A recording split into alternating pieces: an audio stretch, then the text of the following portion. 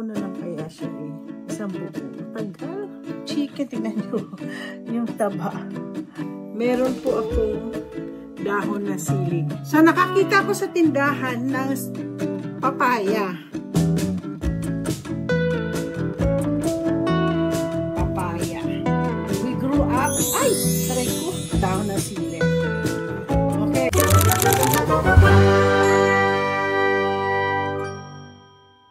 Good morning. Kagigising ko lang. Nais-ayos kong buhok ko kanina. Paggising ko buhok. Kasi alam niyo po, buhok ko dry at saka curly. Anyway, kaya maaga ko, wala pa si Mister. Siguro ilang minutes na lang.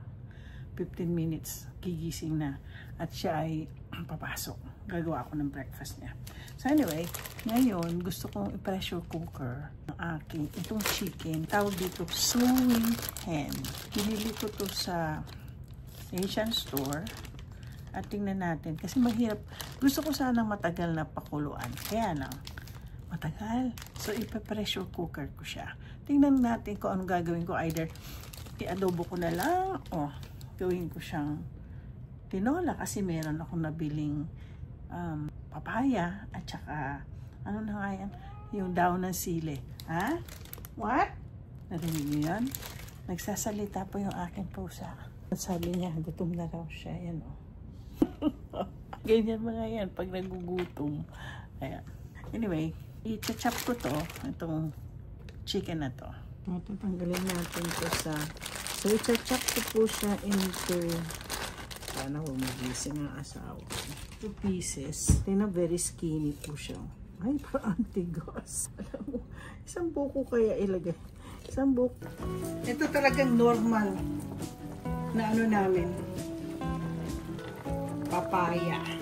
We grew up. Ay! Paray ko. Ako na lang kaya siya eh. Isang buo. Matagal.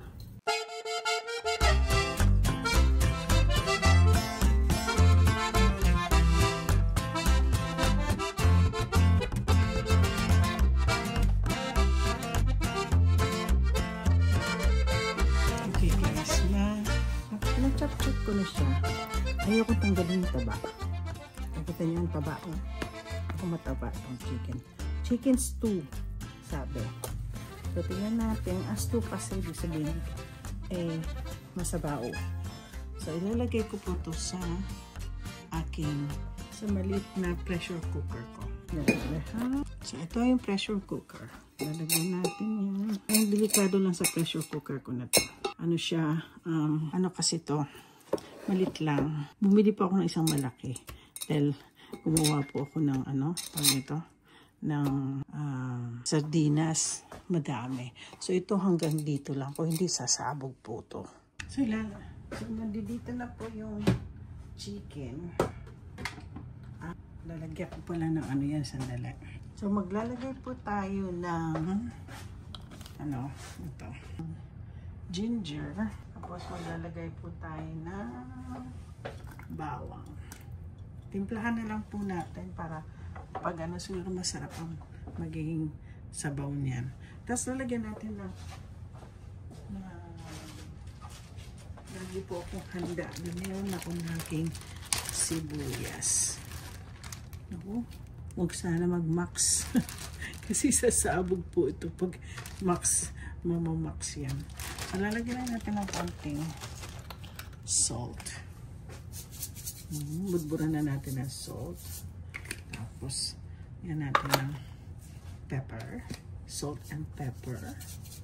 Yan.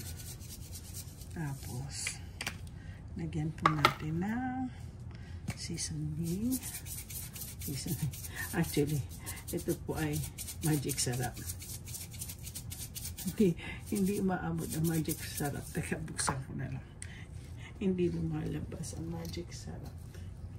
Pinagsasama ko na nasa isang container magic syrup. Yeah. So anyway, so ito po, very cute po yung akin. Kasi ito, electric po ito. Dito po pwede po dito mag-steam. Maganda itong akin Itong akin. Dito lang po kasi pwedeng yan. Maganda na siya. Yeah. Nalagay natin. Naka-offline. Ayan Naka-offline siya. Ano to? Dito minsan kami nagagawa ako ng hot pot.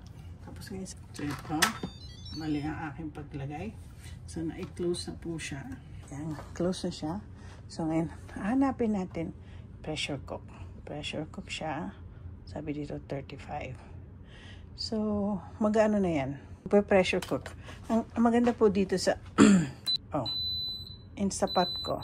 Pwede ka mag-soup broth, meat stew, bean chill. Gagawa po ako ng bean chill next. Rice, porridge, steam, slow cook, pressure level, keep warm, gano'n, ano, lahat yan, no? Delay start. So, yan, naka-start na po yan. Kahit na, ginanyan ko na siya.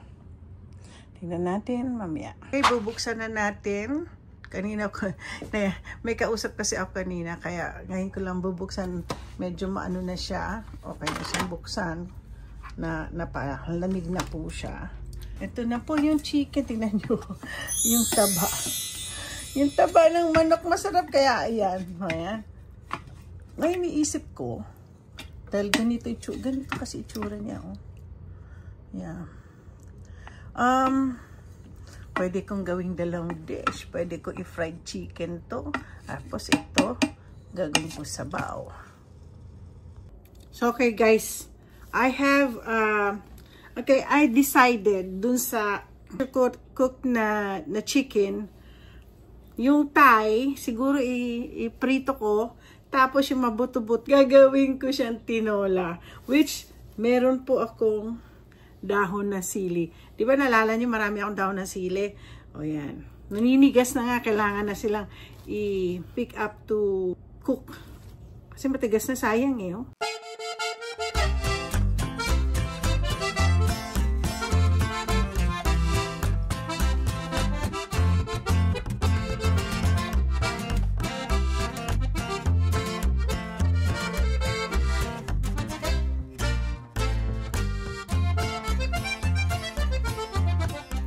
So, nakakita ko sa tindahan ng papaya. So, alam mo, first time po, dito sa Amerika, bihira po ako nakakita ng papaya. Ngayon,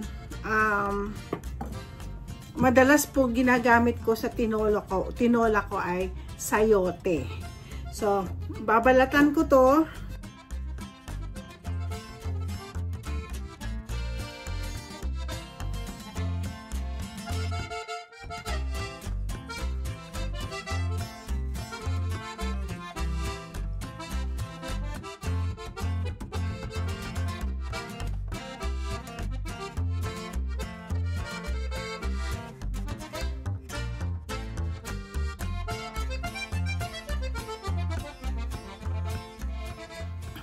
So guys, tapos na, na-chop ko na siya.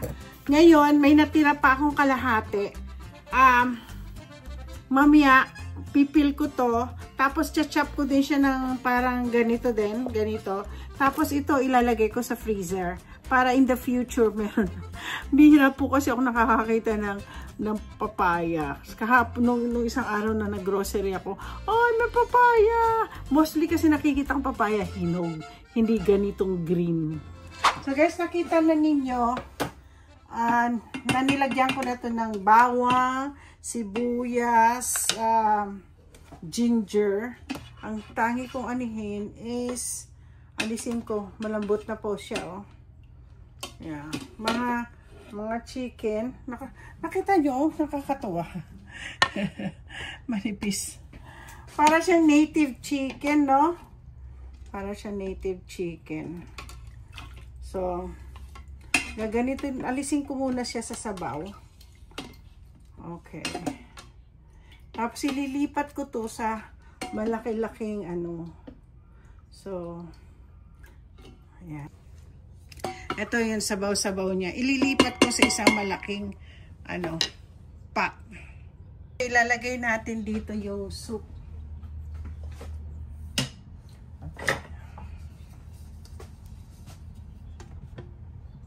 Ilalagay na natin dyan.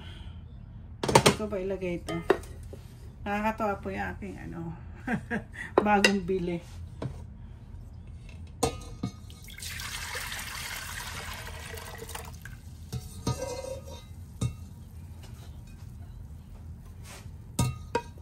Yan.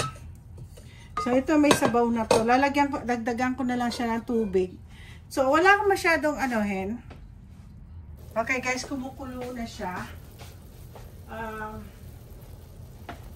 Yan natin ng more sabaw. Tapos, sa totoo lang, masarap na siya. Masarap na po yung sabaw niya. Kaya lang, may isa pang kulang eh. Kanina ko pa pinag-iisipan. So, babalik natin yung chicken. Yung mga ito, yung mga buto-buto. Babalik natin yan dyan. Ano pa ba? Piprito ba natin yung Sa tingin ko, ilalagay ko na rin ang chicken wings dyan. Para tinola.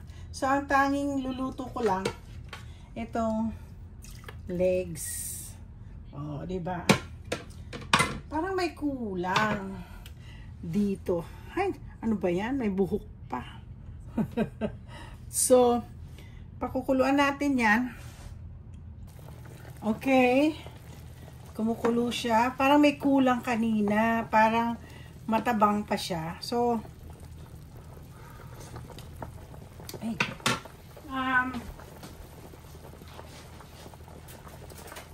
ang tanging lang kasi dyan ay tuwing matabang, hindi patis ang nilalagay ko.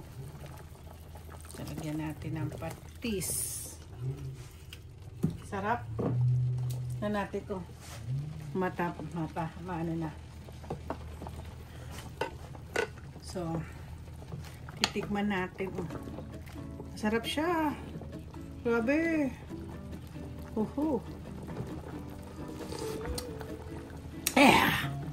Yun na nga. Patis nga. Okay. So, lalagay ko ay, salamat. Kakain po ako ng tinolang mayroong papaya. We grew up, paray ko. We grew up with papaya ang tinola namin. Hindi po sayote. Kaya nandito kasi sa Amerika, bihira kasi ang papaya na hinhilaw. Okay? Kaya nga lang ako eh. Na-amaze ako nung nakita kong merong So, luluto natin. Sasara natin yan. Tingnan natin kung luto na ang ating. Ala, puno itong ko. Sana nga magkasya dito yung chicken. Ay, yung teka.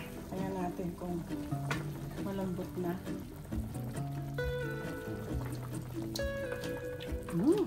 Alam mo, na-miss ko talaga. Ay ko. Na-miss ko yung na-miss ko yung papaya. Tapos, ito po. Ito talagang normal na namin. Ang dahon ng sili. Alam niyo po, ngayon, marami na pong nagtitinda sa Asian store. Na nila ito, ano yun? Na nila, tinitinda na nila itong dahon ng sili. Kala ko ako lang may tanim ng dahon ng sili, no? Pero ngayon, yun na, bango. Okay.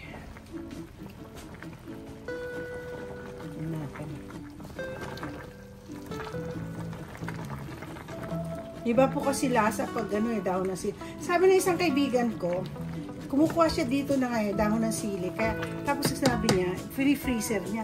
Ginawa ko po yung last year eh. Hindi po siya masarap. Parang ang sama ng lasa. Ako pa man din, delikado ko pagdating sa